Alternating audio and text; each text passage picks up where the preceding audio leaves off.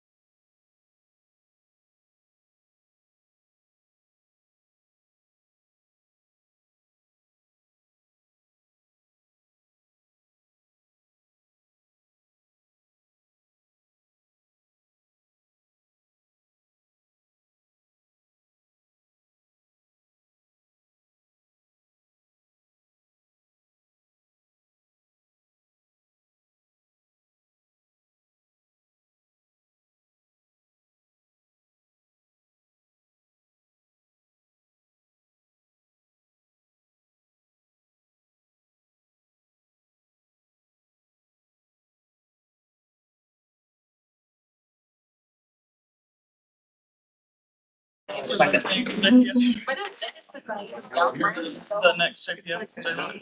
Everybody jumped up. They asked us for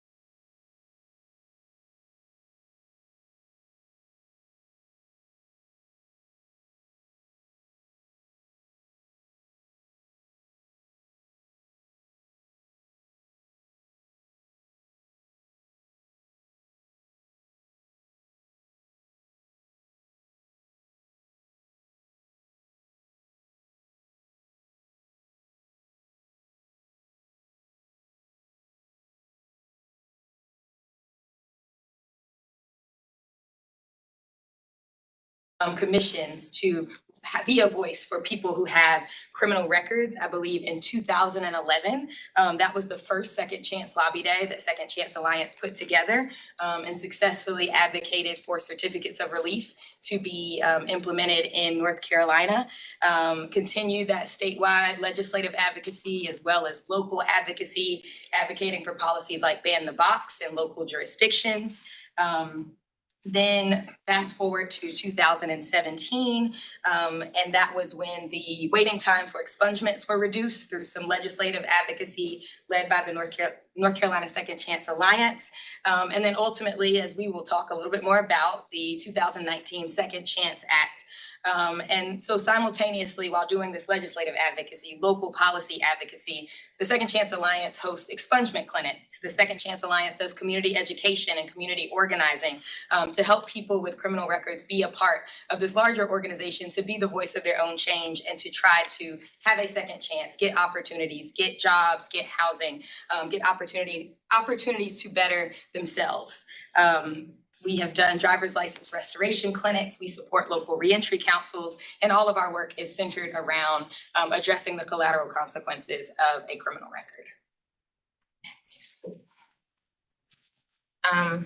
So just wanted to lead with some of the shared values that we pretty confidently think exist after having just conversations with many of the stakeholders in this group. That's the next slide. So we have identified 3 shared values. So the first one being that people exiting the criminal legal system should have a chance to be successful, law-abiding community members.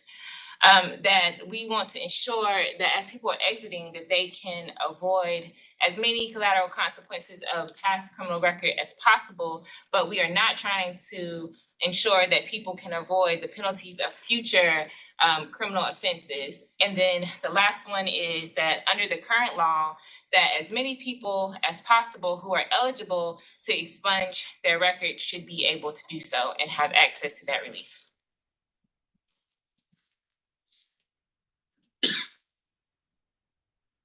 And so just why expungement matters in our state, I'm sure many people have seen some of these numbers, but just to reiterate, having a criminal record of any type can be a significant barrier to meaningful opportunity in our state and nationwide. It can be a barrier to meaningful housing, employment, education, and other opportunities that are needed to thrive.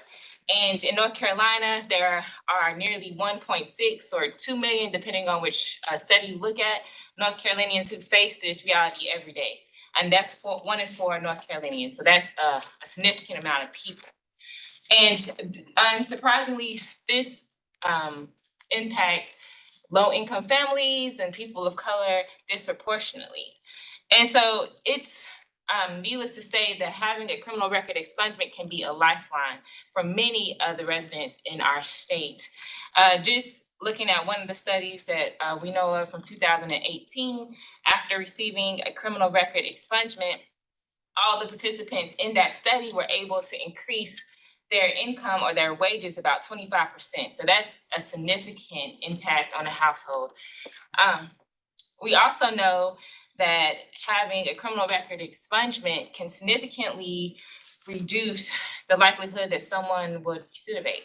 And so the bottom line that we just wanted to leave, and the reason we presented this slide, is that robust access to criminal record expungement makes our community safer. It can boost our economy, and it reduces the high cost of recidivism, which is why it's so important that we make sure that the Second Chance Act is fully implemented. So there are 80% of people in North Carolina that fall into what we call the second chance gap.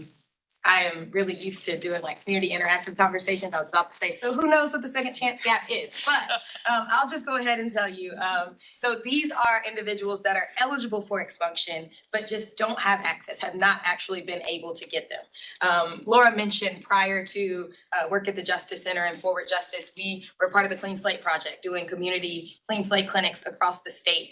And over our 5 or so years there, we reviewed records and tried to help maybe 5,000 people. But when you think about the hundreds of thousands of people in North Carolina that are actually eligible, it was humanly impossible to actually provide those legal services to the so many people that are eligible.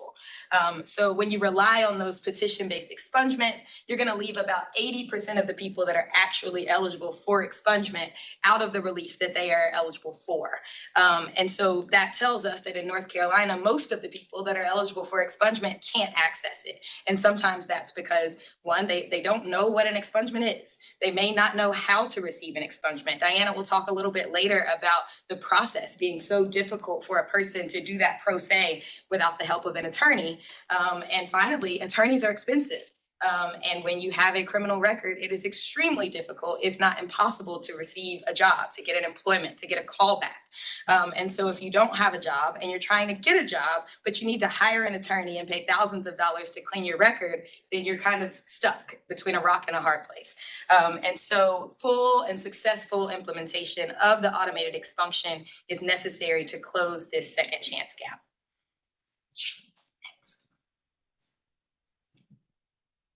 So as we are talking about the Second Chance Act and how we got to this place, we have been working with Second Chance Alliance to advocate for automation for a very long time now. And we knew in the beginning that there would be some implementation issues. Nothing happens overnight. You start something new and fresh like this, and you're going to have to work to make sure that it actually works successfully. We're working with new technology. But even given this background, I believe we were sitting in a room very similar to this, talking about what the technology would look like. We brought in Code from America from California to talk about what the technology would look like to make this happen. But in addition to Code for America, and in addition to the nationwide partners that we brought in, the advocacy for the Second Chance Act, for this automation, was bipartisan. We had groups from all across the spectrum that said that this is important and this is something that they support. These are a few of the groups that we see here. You see Forward Justice, you see the Justice Center, of course, North Carolina Second Chance Alliance, Americans for Prosperity, Conservatives for Criminal Justice Reform, Community Success Initiative, Right on Crime, FAM, Koch Industries, the American Conservative Union. I believe we had a letter from the Obama administration. And in the middle here, I purposely have the I'm for Second Chances right there on Jones Street, because it took all of these groups coming together to say this is important. And that's why we are so adamant that we will do what it takes to make sure that this remains in North Carolina. And all of this combined bipartisan support culminated in what we call the Second Chance Act, and just a reminder of the robust support that happened with the Second Chance Act in May 2019 through efforts of the Second Chance Alliance. There was probably more than 1,000 people who came to the General Assembly on May 7th to advocate for the Second Chance Act, saying that this policy matters to me and can be a meaningful change in my life. And the next day, we saw the act pass unanimously in the state Senate, 44-0. And then about a year later, it also passed unanimously in the state Senate, 119-0. So the Second Chance Act came forth with overwhelming support. That's just a picture of the count of the State House. So why do expunctions matter in North Carolina? I want to talk a little bit more about the numbers. So the statute that governs the expunction of dismissed charges and not guilty adjudications in court is NCGS 15A-146. And so these numbers show how many expungements were actually granted under that statute in North Carolina. You'll see in 2017 to 2018, there were 12,751. Also, thank you, AOC, for these reports. In 2018 till 2019, there were 15,545. 2019 to 2020, 13,520. And interestingly, or not so interestingly, in 2020 to 2021, you do see an increase. And this is where we're talking about that second chance gap again, because we had a change in the law that expanded the number of people eligible to expunge dismissed charges. There used to be a barrier for people who had a dismissed charge, but also had a felony conviction, that you could not expunge dismissed charges at all because at some other point you were convicted of a felony. That barrier was removed during that legislative session, and you could see that there were about 3,000-ish more people that actually were granted expungements at that time, but the number of people actually eligible was significantly more than that. So a big jump in the number of people that were getting these expungements granted, but still people did not have the access to get them. You look at 2021 to 2022, when the Second Chance Act automation went into effect in December. And this is really just about a 6 to 8 month period, because, December it started, we started the automation, it paused in August. So this isn't even a full year to compare to the other years.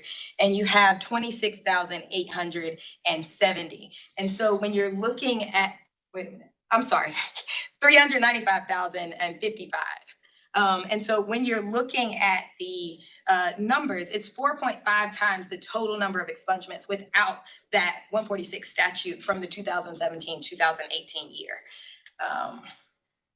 Next. There's a question about that data. Is that cases and not people? Yeah. Thank you. I'm sorry, those are the actual dismissed charges.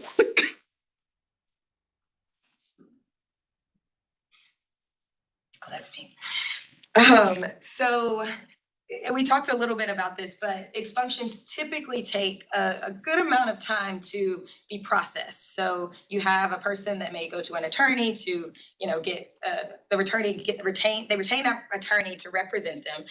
Then they do the paperwork to file the expungement. That expungement is filed with the court, and then it goes to the administrative office of the courts. They do the SBI background check.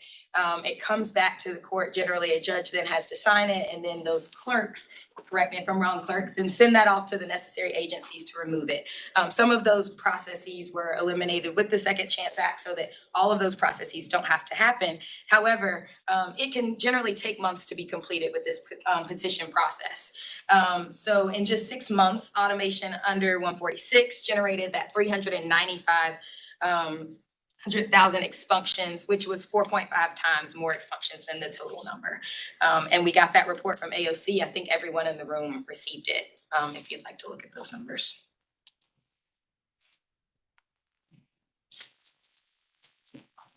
How do North Carolinians feel about automation?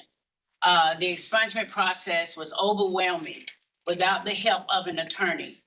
I couldn't really figure it out. Plus, attorneys are expensive. The cost of an attorney was a barrier. I didn't have money to afford an attorney. That is a true testimony. And as I work within this realm of work, going on 10 years, it has been very challenging. In 2016, we had a tragic killing of Arkiel Dinkins. And I was approached about possibly there was an opportunity we can do expungements in Wake County. I had no idea what that meant, but I knew that it was some help for our people. We went on a 3-week campaign in October 2016. We were able to pre-register over 3,000 people. We knew everyone would not qualify for an expunction, but we wanted to send a message to our lawmakers down at the legislature that we have an issue. And in order for people to move freely about their life, there are so many barriers there. And so that's when we went and we started the lobbying. This is very important. Even this morning, as I was taking my ride in, I received a call from Ms. Moore. Ms. Moore has been volunteer with the Wake County Public School System. And they approached her about becoming a permanent employee. They pulled her criminal record. They saw that she had some stuff on there. So they told her, if you could go back and try to get this cleaned up, we'll give you the job. So she did. She called me. I made some phone calls. We were able to go back in and have it all dismissed. So this morning she went to have a criminal record pulled again. Yes, it says dismissed, but they're still not going to offer her the job because the automation is not there. If the automation was there, she would be able to be employed today by the Wake County Public School System. This is the reality that we see every day with the individuals that come through our door. We serve almost over 1,000 people a year in helping our community to move forward. Some of them we have gotten some awesome testimonies of how it has changed their lives and they are able to move forward. But what about those that cannot because of the way that the law is written, because of this situation we have with automated dismissal? It is true and it is reality. I see it every day. I see our people struggling. Not that they want to stay in the condition that they are. They want to move forward. And it's hard. But it's up to us as people, as boots on the ground, as you are sitting in this room, to make those decisions, to make this happen for our community. Thank you.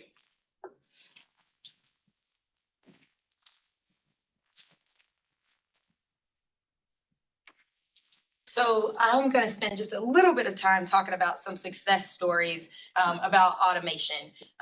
Prior to the Second Chance Act, we learned a lot from Utah and Pennsylvania. Pennsylvania, the first state to implement automation of expungements, and then Utah to follow.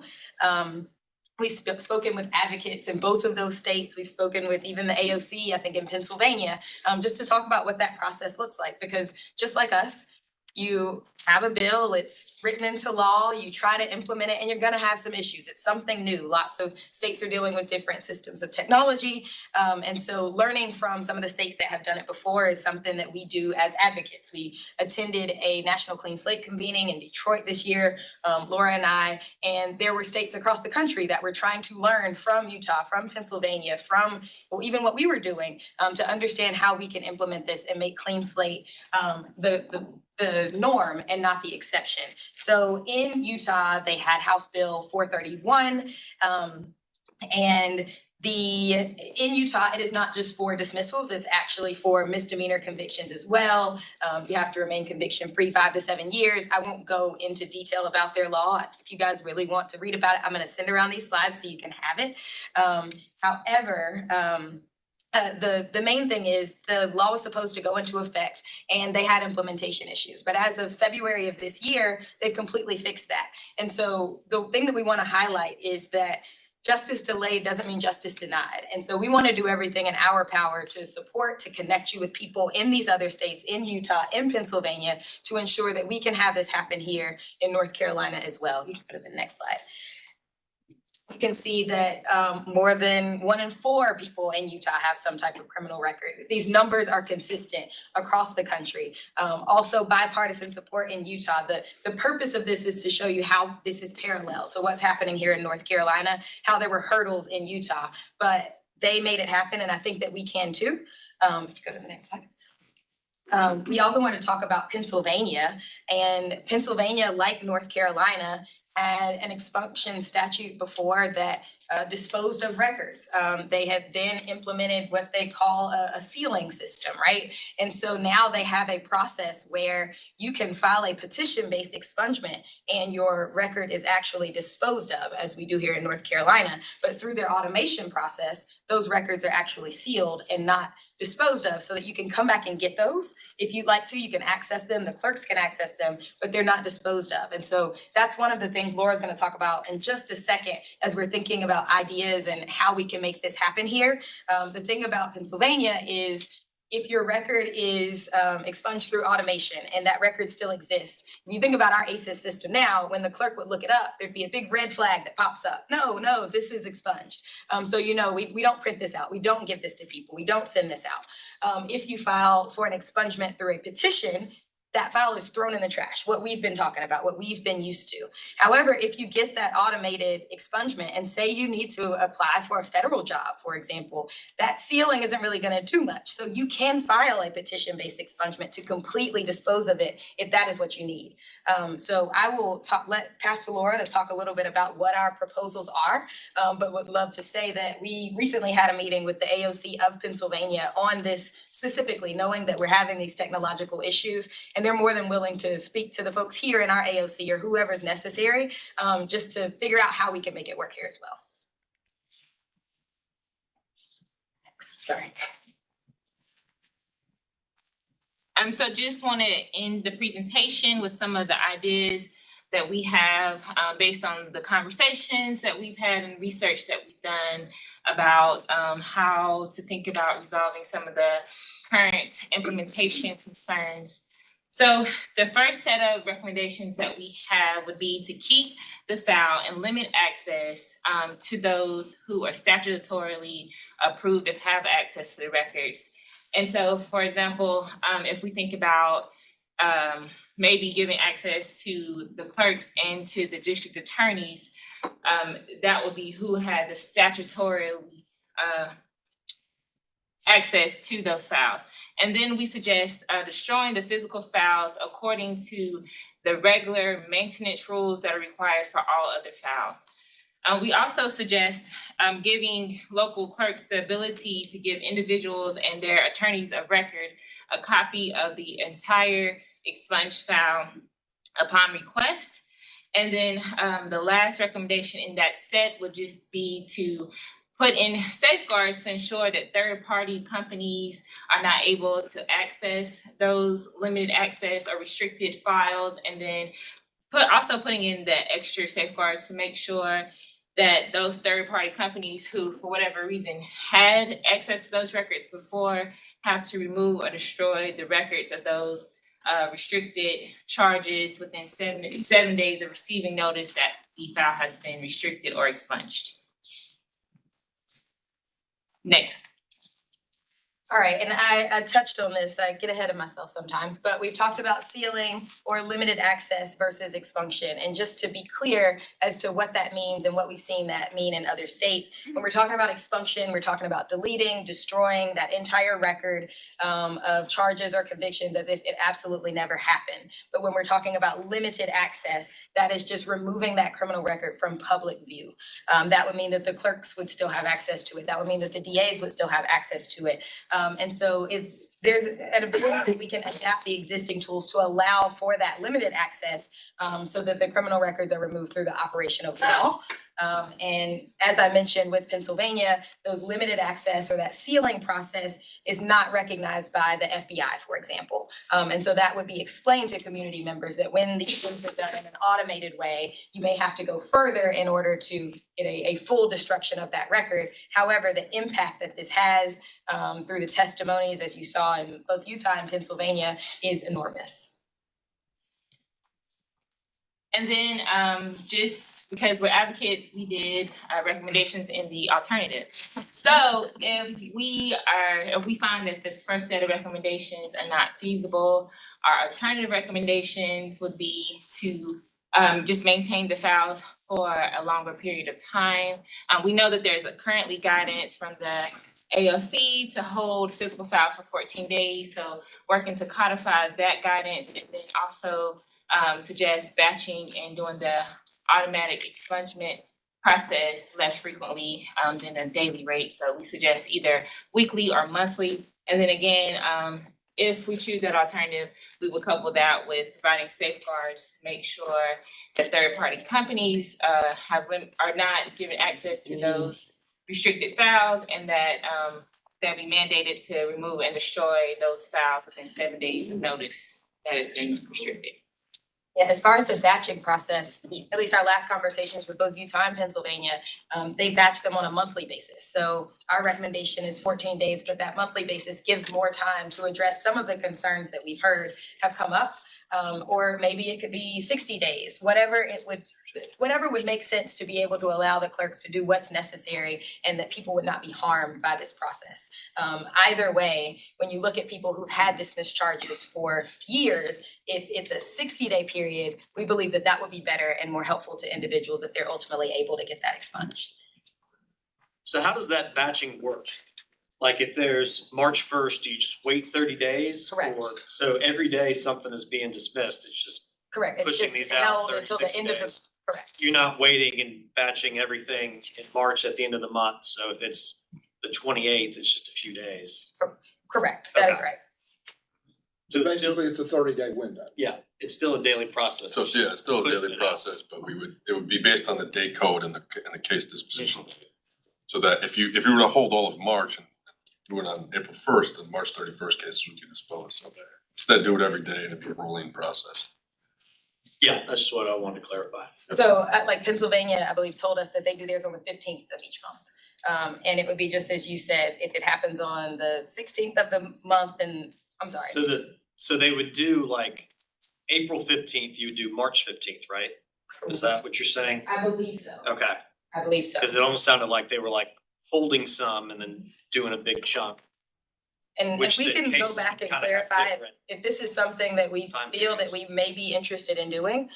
We're happy to go back and clarify and figure out exactly how they do that. Happy to set up a meeting with their AOC to better understand some of the technological things that I personally admit I do not understand, but whatever it takes to make it happen, we are. Cause the clerks in their presentation brought up the same idea of, you know, delaying, not so much batching, but delaying Yeah. dismissals. And I know Bill and Diana were kind of talking about that too. So I want to see if that was the same thing that was brought up or they're That's, just kind of rolling them all to a certain day. that is, Which it's is a my different understanding that process. it's the way that you first described Okay. it, what Bill and Diana were Gotcha. doing. So in conclusion, Second Chance Alliance Forward Justice, North Carolina Justice Center and Justice Served are here and really want this to happen. We want automation to be back in effect. We're willing to do what's necessary, do what it takes to support in whatever ways possible, whether that is, doing more research, whether that is making connections with other states that have made this happen. We just really want to stress the importance of this and the impact that just those 8 months have had on the communities across North Carolina, the benefit to the economy, the groups that are in support across the nation on all sides of the aisle.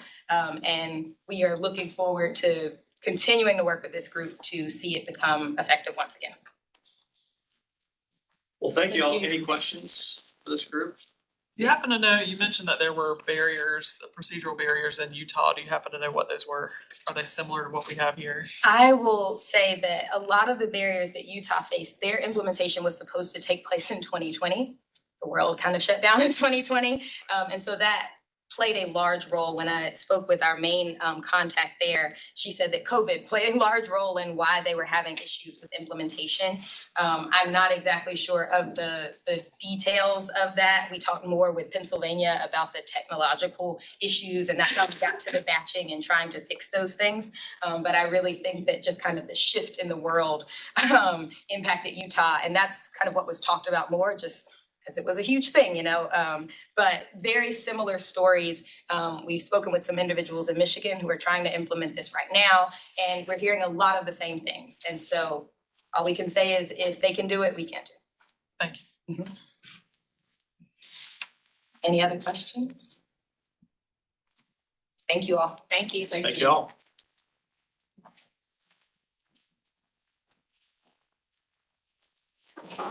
Right. Maria, I know you had some comments, but not a presentation. Yes, I don't have a presentation. That was wonderful, great information. It just has the same volume.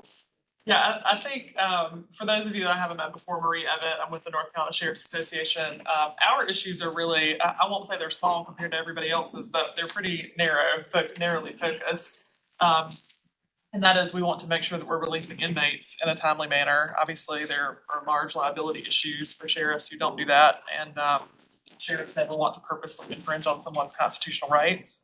And so sheriffs are fairly adamant and sort of stuck on the issue that they need something signed by a judge to release an inmate. Right now, they're getting those via release order, and if another county is holding, if County B is holding County A's inmate, that release order to release them is getting sent where it needs to get sent so that sheriffs have the paperwork they need to release someone. Right now, that release order contains the defendant's name, it contains the CR number, probably a description of the charge, and then any release conditions. And that's going to the sheriff, and the sheriff's able to release someone based on that release order. So sheriffs would like to be able to maintain some continuity in receiving something signed by a judge that tells them to release somebody, so they know they're releasing the right person on the right charge. And they feel that that's very important. The other issue is return of property and evidence, which seems to pale in comparison to someone's constitutional rights, but we still have property rights that we have to be aware of. And so we need the ability to be able to have time to release that property and evidence. Realistically, I think the sheriffs could probably do that with a batching type system. I was just thinking in relation to, holding onto a file for a certain period of time. I'm guessing that there are sheriffs that do it differently across the state just because every sheriff's office runs differently.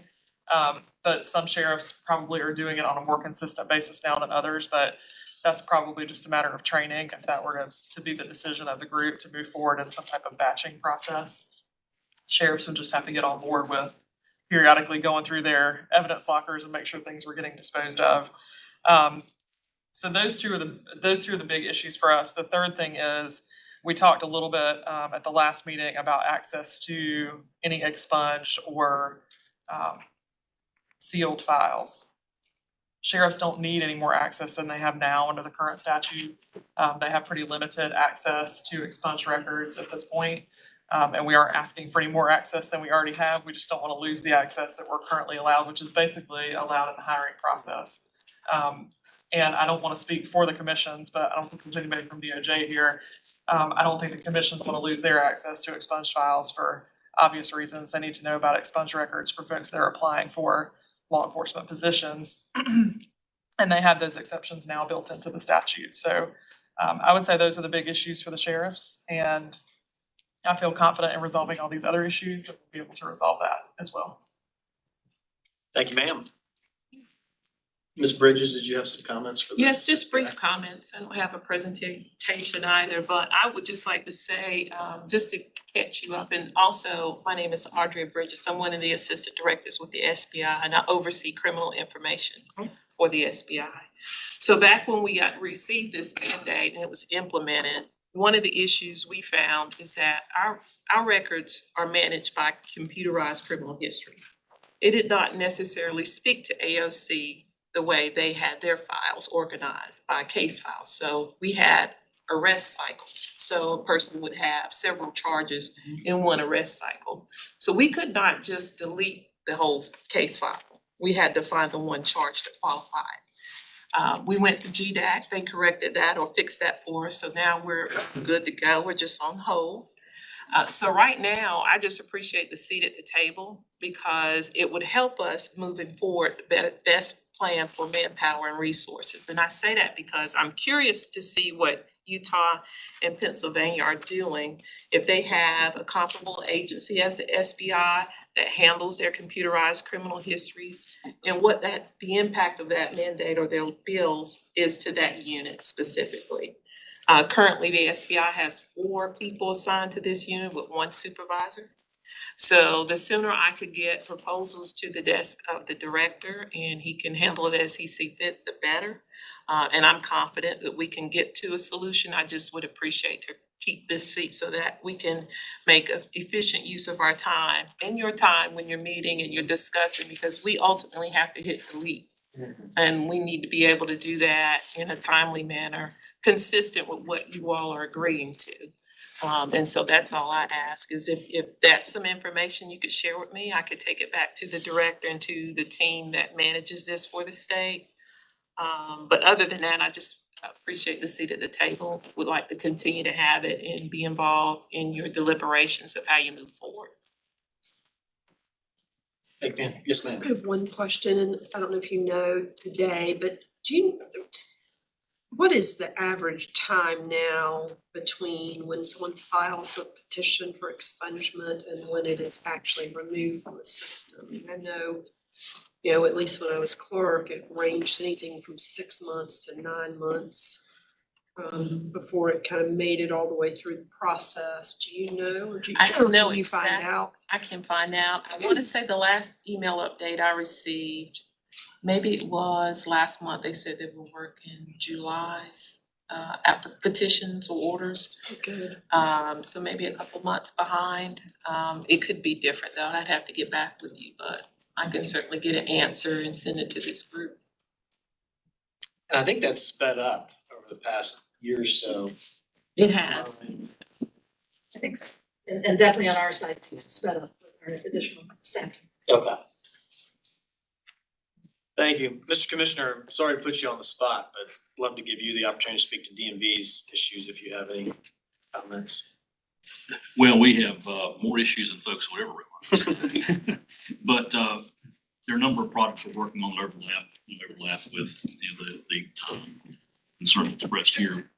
And we're working with one of the goals the governor has is to help with folks to reenter enter a society and have access to credentials, and working closely with a number of folks, Drew and Chris, and working with, reviewing the next memorandum on that.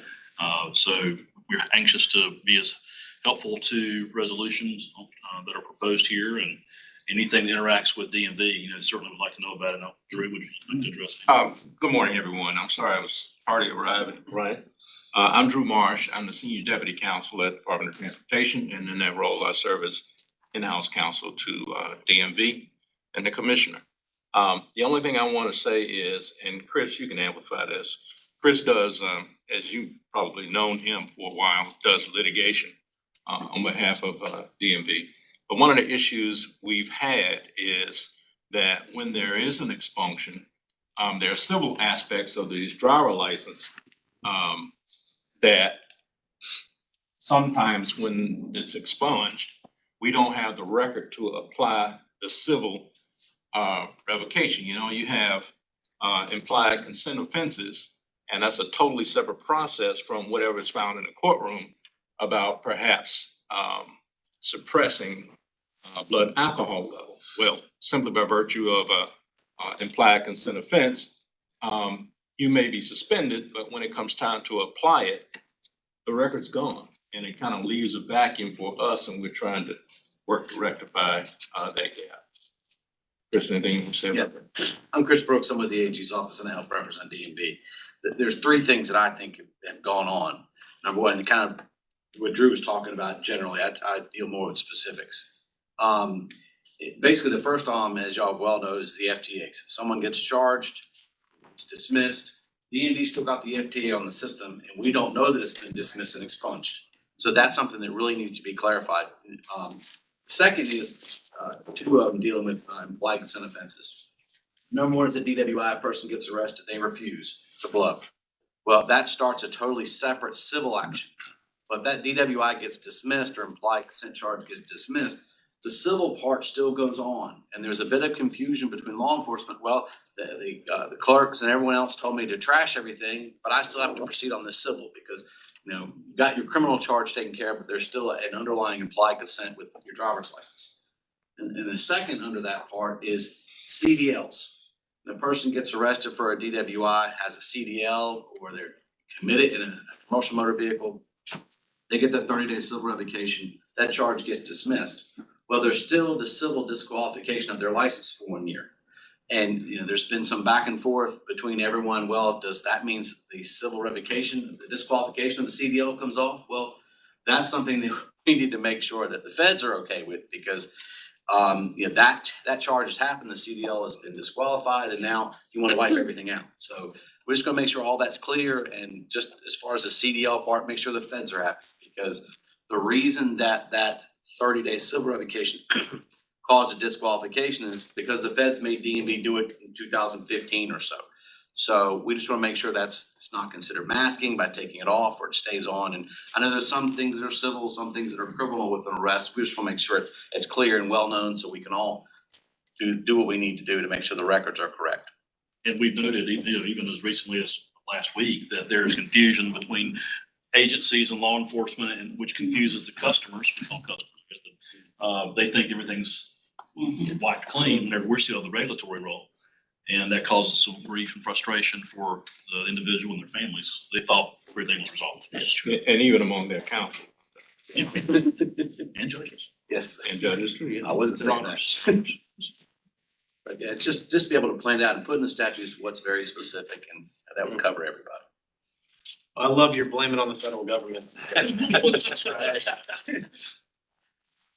All right, any other comments on those presentations before we move on to the big item of the day here?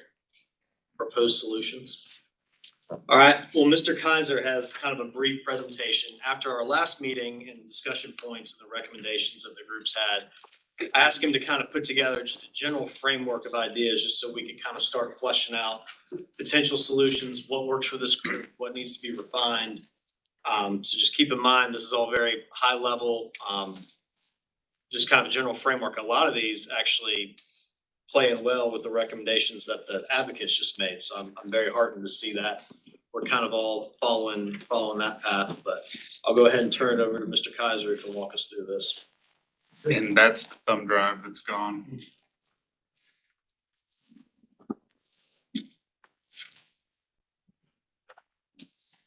think that was it. Thanks, Ryan. Thanks, everybody. So I'm Joseph Kaiser. I'm a legislative liaison. I work with Amy Oth here, our Director of Government Relations on that team, and then I'm also Assistant Legal Counsel with our Office of General Counsel. Appreciate everyone's really thorough presentations to this group. We took the presentations from the first meeting as recommendations and a lot of the discussions that we've had from various folks and wanted to put together a multi-part framework of what we thought would be the beginning from a really high level of solutions here that, as we all know, it's important. These all come in because they work together in ways that we'll be able to resolve some of these issues. So I'll just jump right into them.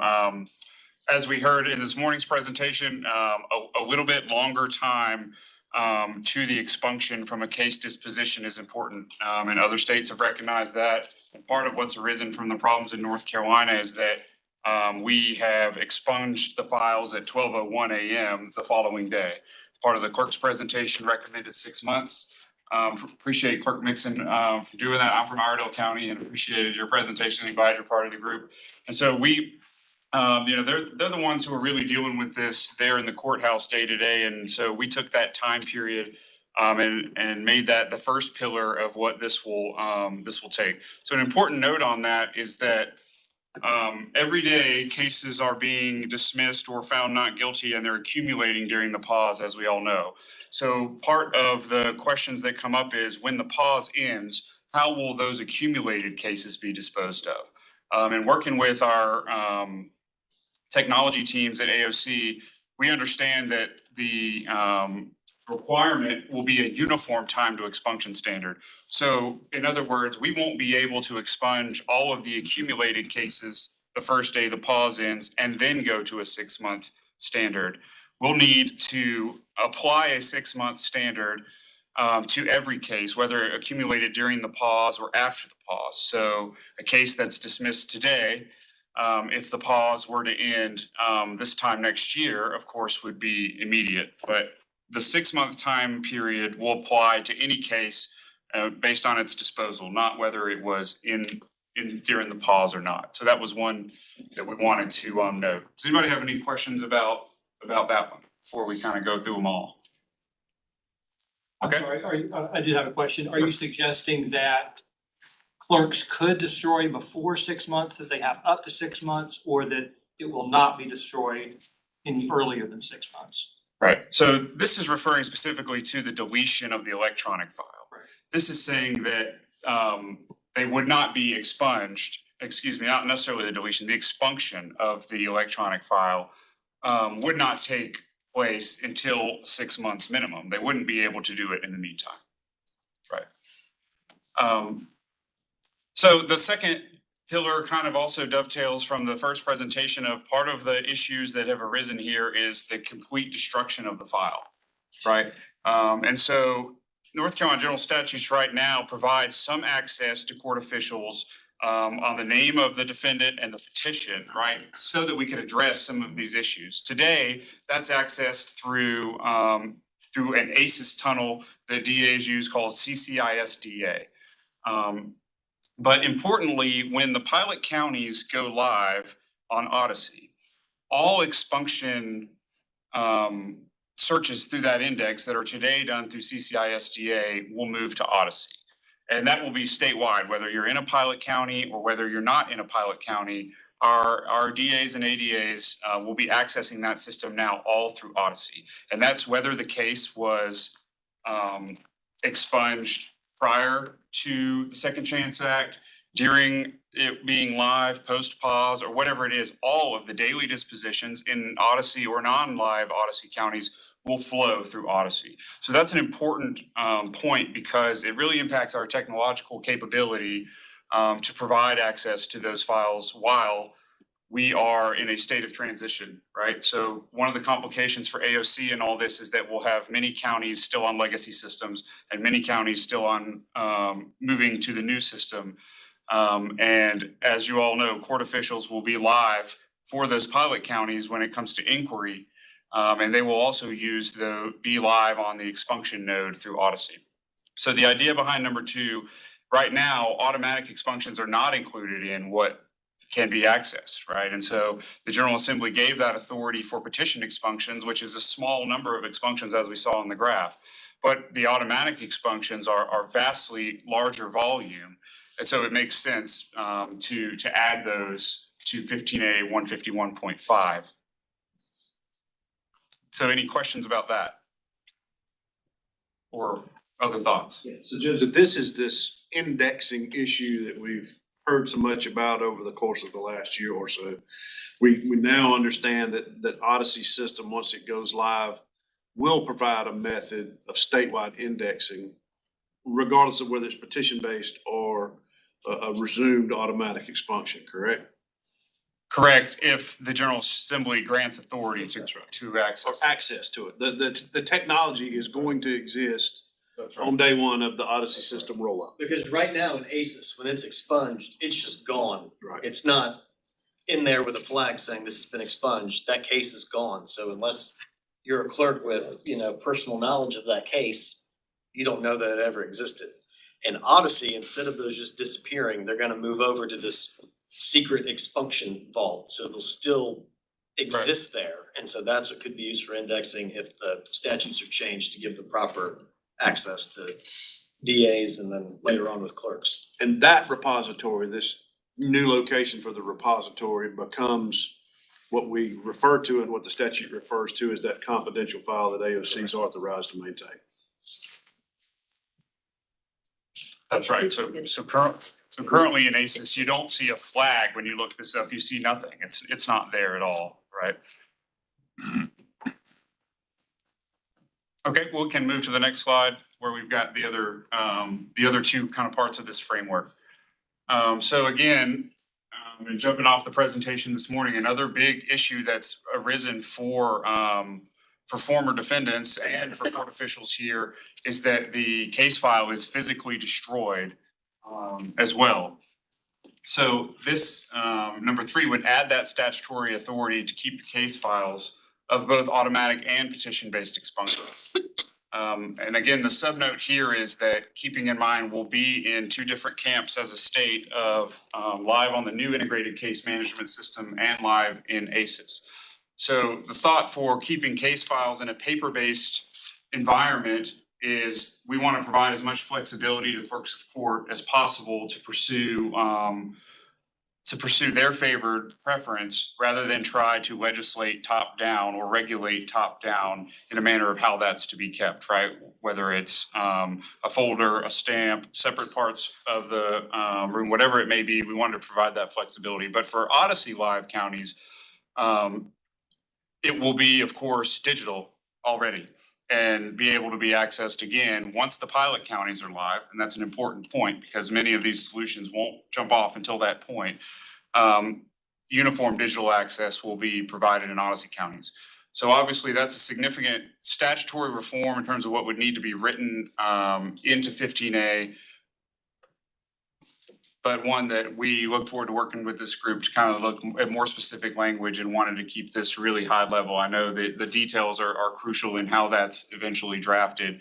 But before we get to that step, we needed to get all 4 or more pillars of a framework of solutions. Any questions about number 3 or thoughts? Yeah, I have a question. So we heard last time that part of the difficulty is even when you have access, you're not allowed to give it to a person who might need it, like who's applying for the military or immigration court, stuff like that. So would there be some allowance to provide it to the DA or just for the clerk to maintain it? I mean, not to the DA, I'm sorry, to the defendant or defendant's counsel, or just to maintain it? I appreciate that question. It's definitely a really important part of what's next and not something that we have directly contemplated here because that's something for the group. But yes, absolutely. That's the authority that needs to also be included in this because that is the purpose of allowing the clerks to access that file is so that they can provide it to folks who are authorized to do so. And so I think there needs to be some a legislative change to allow that, the way I read the Oh, current yeah, statute. Absolutely. We would need a legislative change to that. One of the things we've discussed is whether that would try to be jammed into the current statutes as new subsections of 151.5, or if, I think more likely, we would want to create new sections there to specify that, because 141.5 lists the uses that DAs can have for it, right? But you'd want a whole new statute, I think, maybe for both clerks and DAs. That's a little bit over my Yeah, the role key is here. we just need to be very clear, whatever the group decides, about, who can receive this information under what purposes. Because if you just say clerk may provide, then you're gonna have 100 different clerks reading that different ways. And I'm sure you all would prefer a very black and white, yes or no. It's laid out very well in some of our other statutes, like our juvenile statutes. I think it kind of it would, at least from my opinion, it would be good if it was laid out that way in this as well. Something. Chuck says brought up a good point several times is, we certify this. It's our record. We're the only person that can certify it. So if the DAs need a certified record, just because they have access to it, they can't certify it. We're the only ones that can certify it. So. That's right. And probably would mirror some of the statutory language you see for clerks upon verification of that individual, right? Or the guaranteeing at the window that they are in fact the individual who's authorized to receive that. Again, I see that language a lot, and it's trying to provide that local flexibility, but generally it means their ID, right? Yeah, and I think the clarity goes to all of the players that would have access to it, because while there's difference in opinion in the room about the access under, what is it, 155.1, I'm sorry, 0.5, where we read that as this is what they're admissible for as convictions, but doesn't limit other uses. Since there is some argument about that, we need some clarity. For instance, a district attorney would want to look and see that 2 prior domestic violence cases have been dismissed at a waiver and request of a victim that's now the victim here. I would obviously want to take that into consideration about whether or not I would do a 3rd dismissal. So some clarity for those types of things would be important as well. Absolutely. You envision that in the same section as well? I'm with you. I think that's down in the weeds, and we got to figure out structurally which way it lays out best. And then we've got to work with legislative drafting, because they don't always agree with how we see it. So we'll have to get those details worked out. Any other thoughts on number 3 before we go to the last one? So, finally, we really have worked hard, I know, on a solution for local law enforcement. With the SBI, as you mentioned, GDAC really helped us get our systems to talk to each other in ways that we can process these as quickly as possible. But for local law enforcement, and that's something that I know we've heard from the advocates and your members and your contract lobbyists, that this is a concern, that this be up and statewide. So AOC really wants to commit to do our very best that upon the launch of this solution at a time date certain, first of all, an important part of it is that we'll be able to provide a prompt notification of all the expunctions that were processed prior to the pause and prior to that date of the expunction. So that first batch, if you will be an extremely large file, right? And then from then on, and it may not all be at once. I think there's probably a limitation, just like there is in our ability to delete cases accumulated after the pause. Our processing power is limited in our ability to do that all at once. So immediately may mean 60 to 90 days, but the computer is moving as quickly as it can, is the point, to provide prompt notification of all expunctions prior to the pause, and then a notification upon expunction post-pause. And again, that expunction would be on a delay from what was in existence under prior law to a longer time period, right? So I know that hasn't gone live yet before the pause. So is there any questions about that, or did I describe that accurately, Emily or Sean? Yeah, no, that's exactly right, yeah.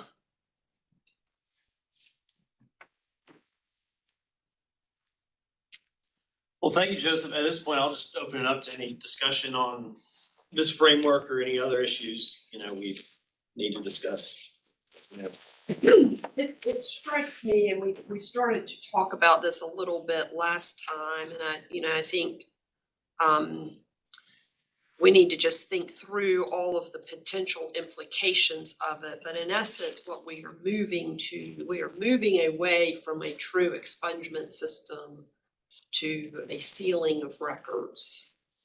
And so I'm not sure that it is as simple as overlaying some legislative language on the current scheme that has been in statute for decades where expungement has meant destruction. And so and Troy, I mean, you certainly brought that up last time, but this is a different, and I think it's something that we support and, makes sense given all of the ways in which cases that have been expunged both need to be able to be relied upon for various reasons, but also frankly can be used in the future if someone reoffends. It probably makes sense for our state to move in the direction of, sealing as opposed to expunging. But this is it is a shift in how this state has handled this type of thing historically.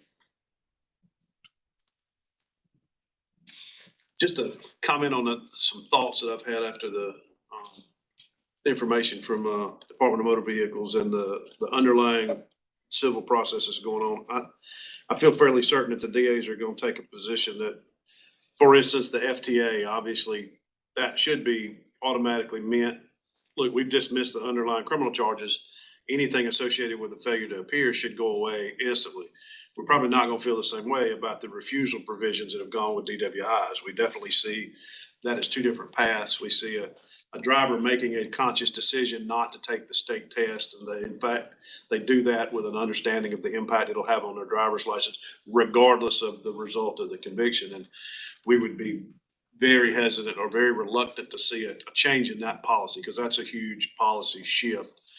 So I think we need to be careful about, at least there not be a blanket statement in here that says, when we send something to DMV that's been dismissed, all underlying civil should go away, because we're not gonna agree that that's the case. But we certainly don't want to see anybody left out there with any kind of failure to appear ramifications once there's been a dismissal of the underlying offense. So we're very supportive of trying to figure out those nuances.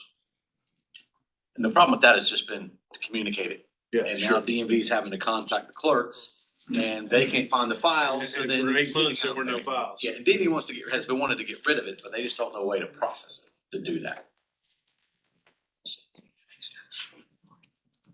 So, the commissioner also mentioned, how we handle out-of-state expunctions.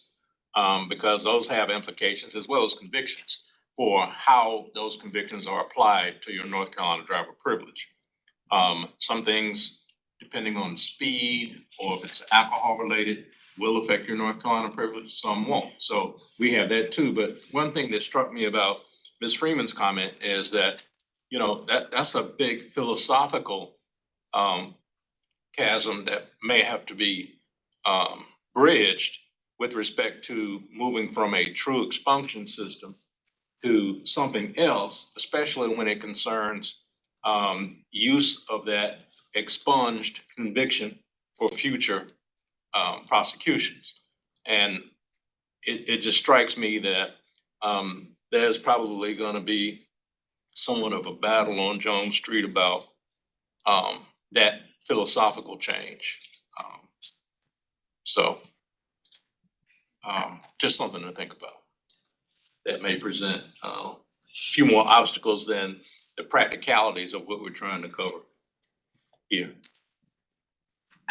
I wonder, in thinking about your comment about changing some of the statutory language as it relates to the limited access versus expunction, if we were trying to replicate something similar to Pennsylvania, where if you file a petition, then it is destroyed, versus if it's done by this automatic process, then it's just limited access, that would be much less statutory language to try to edit. So if we're thinking about just the 2019 Second Chance Act language, related to automation, shifting that to a limited access language and leaving the rest of it where if you do file a petition, it is ultimately destroyed, then I think that may be a little less to try and shift and think about how that plays out, if I'm understanding you correctly.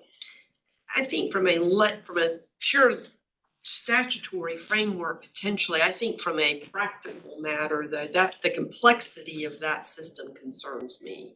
Where you have basically people in similar standing that, you know, depending on whether they filed something versus whether it was automatic, you know, is whether that record disappears or whether it simply is, you know, sealed. And so I mean, I would be interested in seeing how their statutes are written. I think, you know, the only point I'm trying to make is that I do think that, and it may be that nobody, you know, cares about it at the end because we're all, you know, we feel like it meets all the objectives, but it is a very different world than what we have historically lived in. It seems like to me for an individual who's been charged with offense to walk into a clerk's office for any number of purposes and get a record that has been expunged. I mean, once things have been expunged historically, they are gone away. And this really is, you know, shifting to sealing. And there may be good reasons to do that, but I think we need to think about, you know, all the potential implications of that. And Chris, I don't know about, and Tanya, you would know, but you know, I mean, it seems like to me, even with a dismissal, when you've got an FTA that's been entered, that's a court ordered. And that we require you know, it's gotta be sent in error or stricken or somehow. It's not now, but Right, that's something this small that could be changed, but it just needs to be covered. yeah. Cause the record is gone. Right.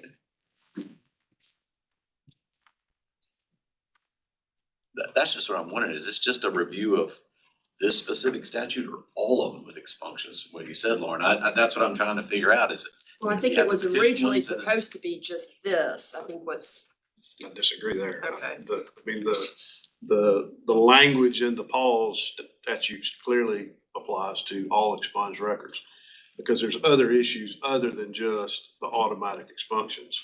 The uses that were originally anticipated for petition-based cases, for instance, prior record level points, habitual felon indictments, all of that is anticipated by statute that those cases can still be done. The problem is the way this was interpreted and applied has caused those records to be destroyed. So practically, they cannot be used for the purposes that the statute set out. So that's got to be addressed. And the legislature intended for us to address that.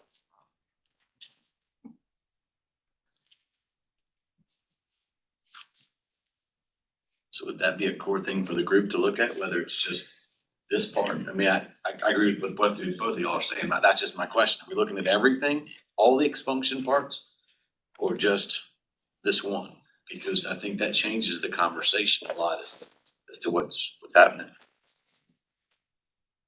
I don't take the legislation to make this a giant holistic review of expunctions in total. To Chuck's point, it is slightly more broad than just the A4s in terms of the access, but really it's resolving these issues that led to this pause is really the true mission of the group. I know there's thousands of issues with expunctions that groups would like to address, but we just don't have the years needed to create an entire rewrite of that. So it's really focused on these A4s, but what Chuck said, some ancillary issues as to access. Because that's the only way we can get something to the General Assembly by next session. If we try to rewrite large swaths of Chapter 15A, we're just gonna put ourselves in an early grave before We'll we get never to get that out of point. this room. And y'all speak to a broader issue, and I know the answer to this, but Troy, what's the definition in the statutes of what an expunction is? There is none. That's exactly right. And that's, you know, we've kind of created what a definition of an expunction, so. And Mr. Clerk, how much is that, do you think, based on the idea of a paper file and anything in that file is open in public record. and having to destroy it to protect that information. I mean, is that No, kind of that's, why that's a we? lot of the basis of it. It's because the world we operate in, these paper files, not to say any clerk is doing anything wrong, but just because of the difference in the volume maybe in Wake County versus Iredell County versus Bladen County or some other small, Hyde County or somewhere like that. It's just a different world, the worlds we operate in. When we're all in the same system, it'll be a lot different. But, trying to make things work when you've got all these people at your counter, it's just, and trying to decide how do I best serve the people of my community, that's in the back of the clerk's head every day, so. But yeah, I think a lot of the problems have been rooted in the paper process. What do we do with these paper files?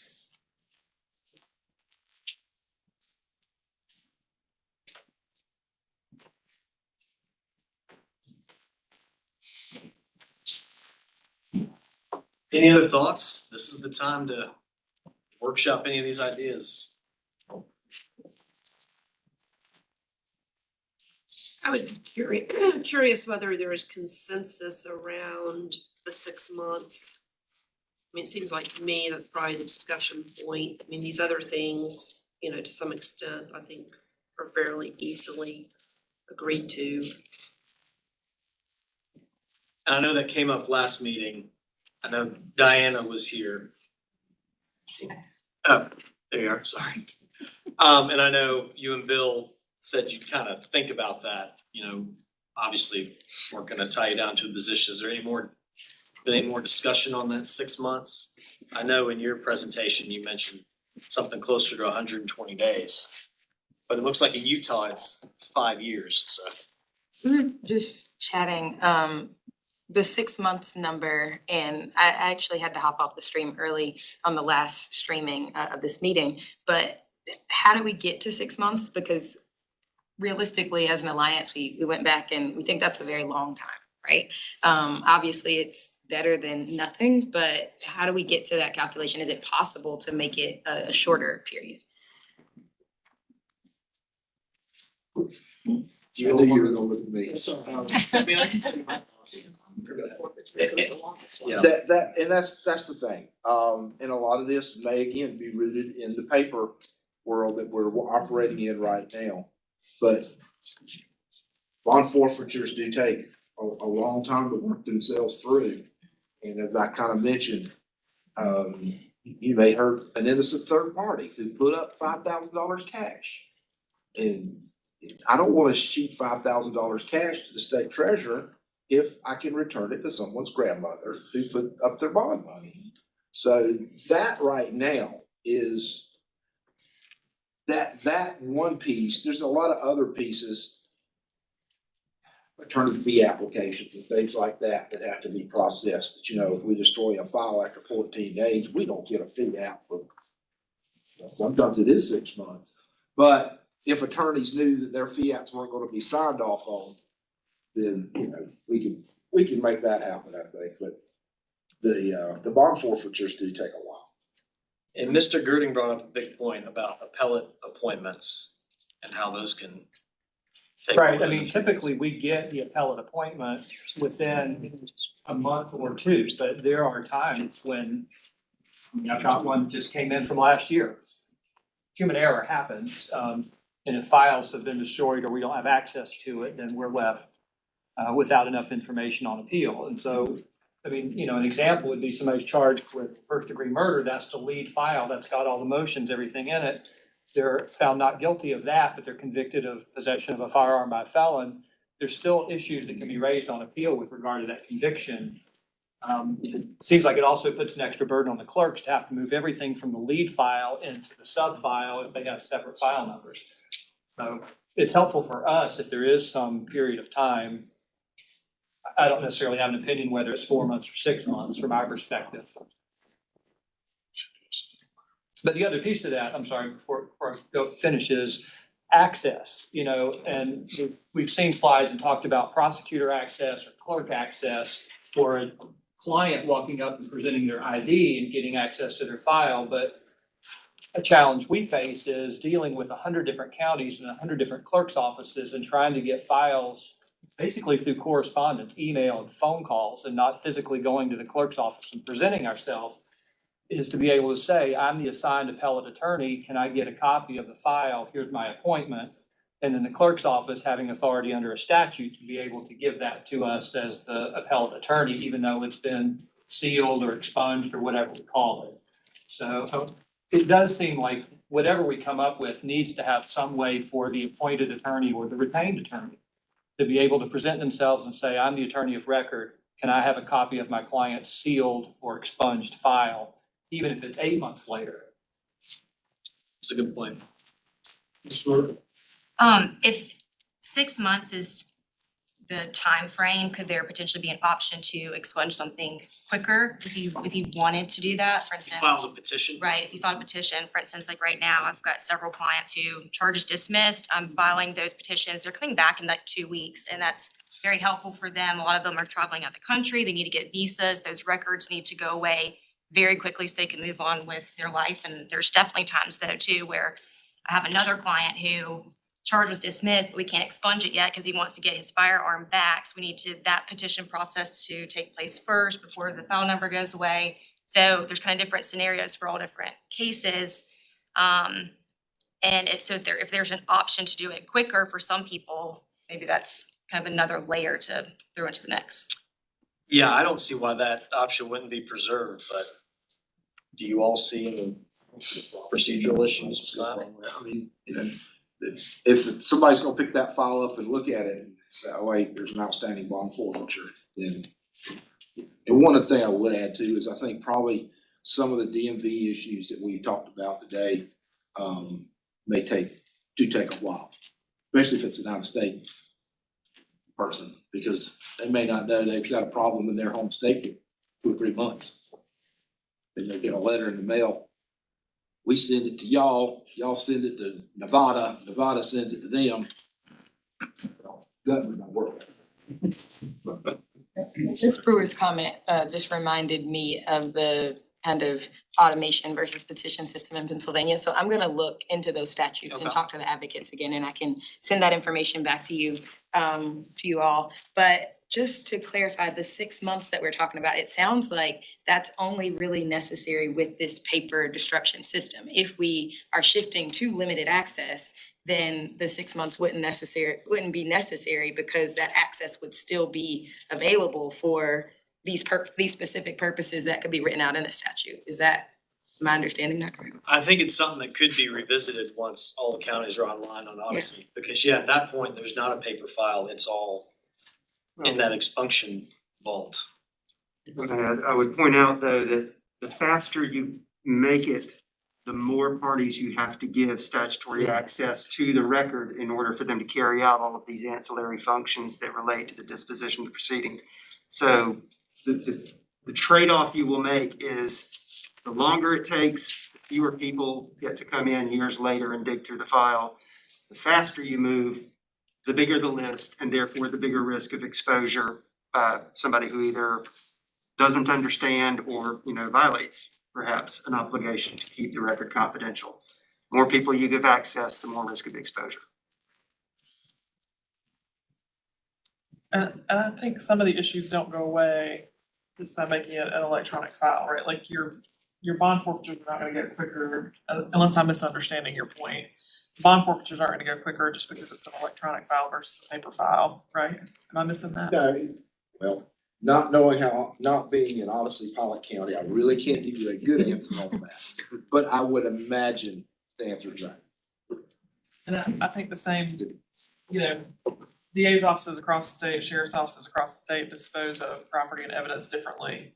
Some DA's offices do a really efficient job of disposing of what they use in trial or aren't going to use in trial when the trial's concluded, so that there's a not guilty verdict. Some DA's make the decision very quickly whether they're going to dispose of the evidence, how they're going to dispose of the evidence. If a case is dismissed, it may take a little bit of time for a sheriff or a police chief for their evidence custodian to get around to processing that stuff out. So I don't know how, there would need to be a realistic amount of time for that to happen. And I don't even know that 30 or 60 days would be enough time for that. Yeah, I don't think, I thought the process would be any quicker, but I guess with the limited access, knowing that it's still there means that we can get to it versus the paper files. The process of expungement means throwing it away. So there is no access to it at all. But that speaks to, and I didn't catch your name, was that Troy? Troy. To his point about more agencies needing access, depending on how we make this happen. But I get I you. understand now. Thank you. Mr. Kaiser, did you have something? I was gonna make Ms. Brewer's point about the petitioned expunctions being available in that time period, and we're getting better at processing those more quickly, and Odyssey will assist in that too. So for someone who really needs that off immediately, notwithstanding these concerns, that'll still be there.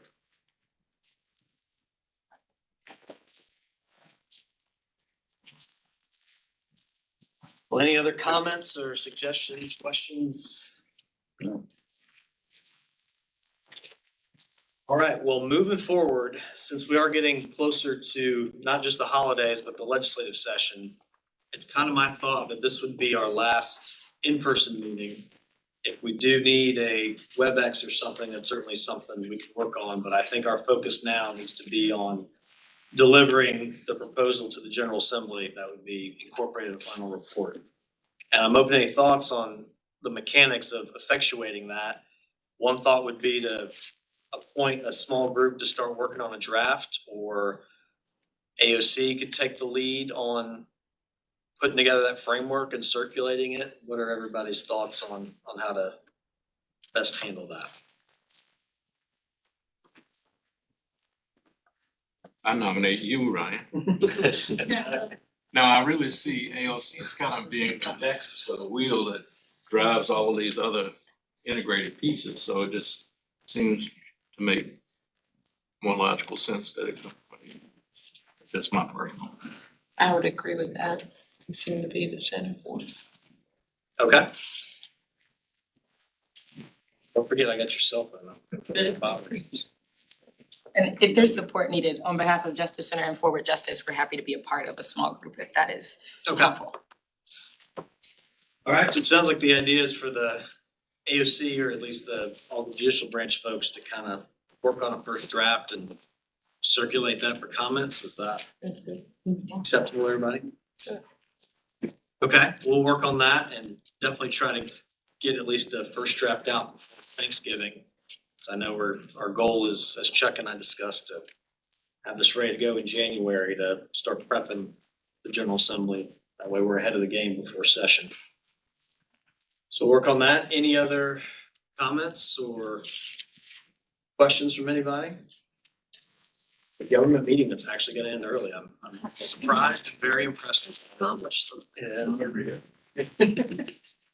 Well, thank you all so much for your time, and I think you still have plenty of copies. Go ahead and fill up for your commute. All right, thank you all very much. Thank you, Ryan.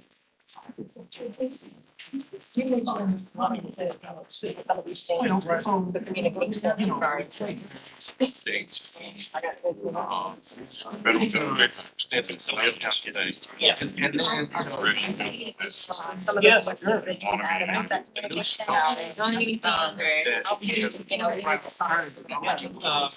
the